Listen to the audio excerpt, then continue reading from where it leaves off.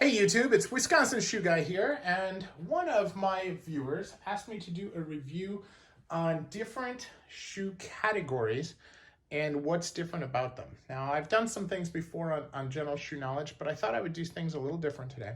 So what I did was I divided up into categories, and I'll actually include the categories in my description. But the categories that I went with were dollar values, so under 250, 250 to 400, between 400 and 850, 850 to 1,000, and over $1,000. So this is all based on US dollars, and this is all based on list price, so that, regardless of sales, you understand the categorization that we have there. I tried to keep all split toes, but I don't have a split toe in the $850 to $1,000 range, so I had to go with a wingtip. But the overall concept is the same, and we'll go in and we'll spend a little bit of time with that. So for the under 250, I chose a Meermin 101 610. This is a rubber-soled shoe with a basically what is a faux Dainite sole, no beveling, but it's a good solid sole structure. They have a little bit of fudging here on the outside of the sole, hand stitching on the top and here. Those of you who are familiar with Meermin know that they are a great value. They provide really good looking shoes at very attractive prices. Now, where you can tell that this is a $200 shoe versus a $400 shoe is that the leather is much thicker, especially the lining and the mid-tier that they have here. And so the shoes wear quite a bit. They're a lot harder to break in. And here you can see you get a lot of creasing and so forth on them as well. So that's part of what you're paying for when you spend money on a higher level, is that the leather quality is better. Now, when they have these with leather soles, the finishing on the soles at Meermin is very good, but they are very, very rough on the feet. The ankles are very, very rough on the ankles.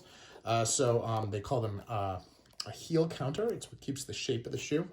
And I have, in wearing these, not these particular ones, but I do have a pair of leather-soled ones, and the heel counters have literally made my ankles feel like they wanted to break.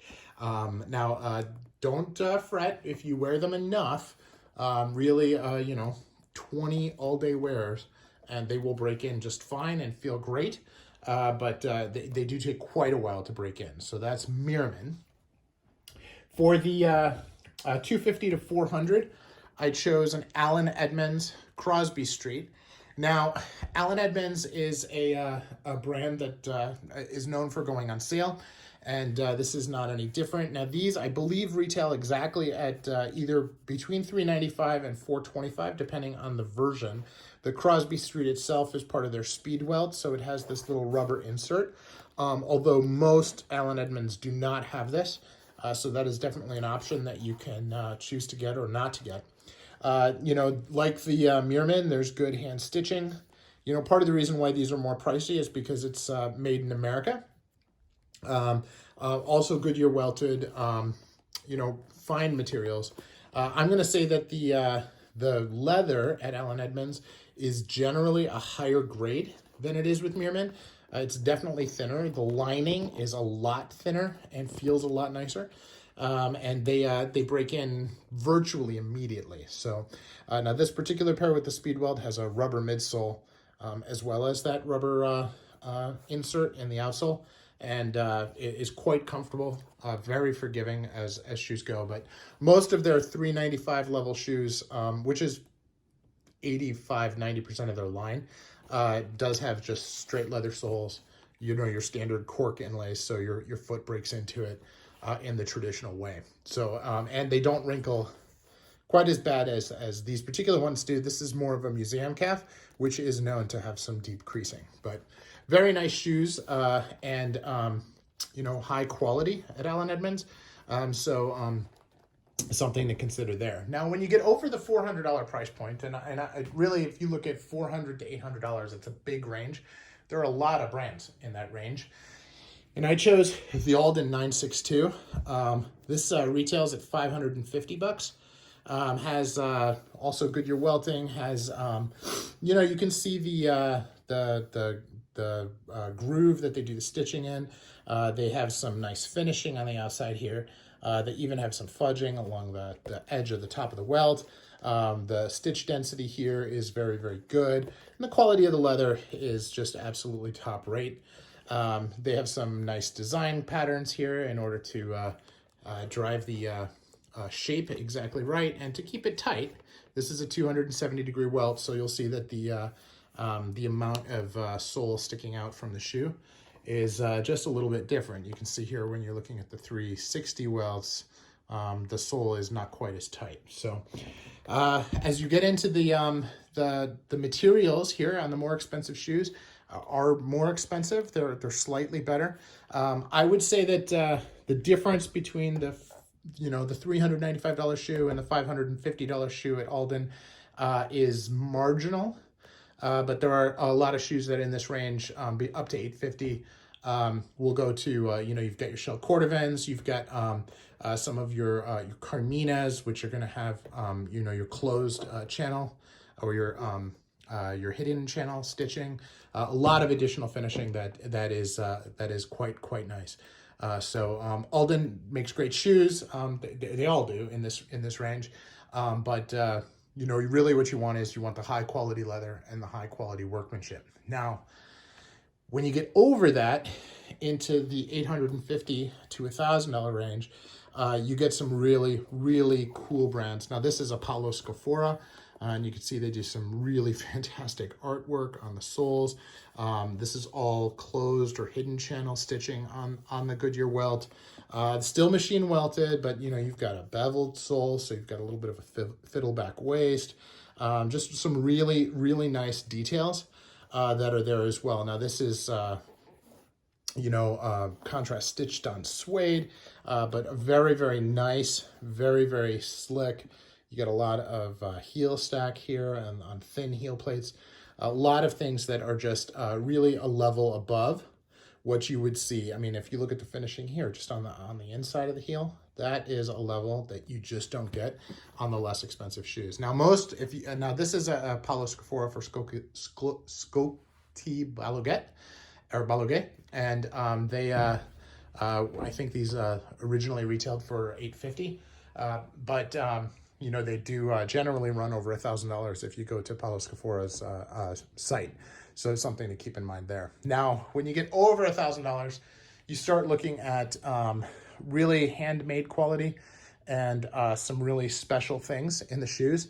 And so I'm going to take a look at these. These are Ascot Cons, and this is a hatch grain leather, which is an upcharge on the leather. It's about as expensive as shell cordovan, and very, very high end leather choice here. It's supposed to look very similar to the Russian shipwreck reindeer leather, but this is calf. It's just it's a treatment, and this is a Horween leather as well.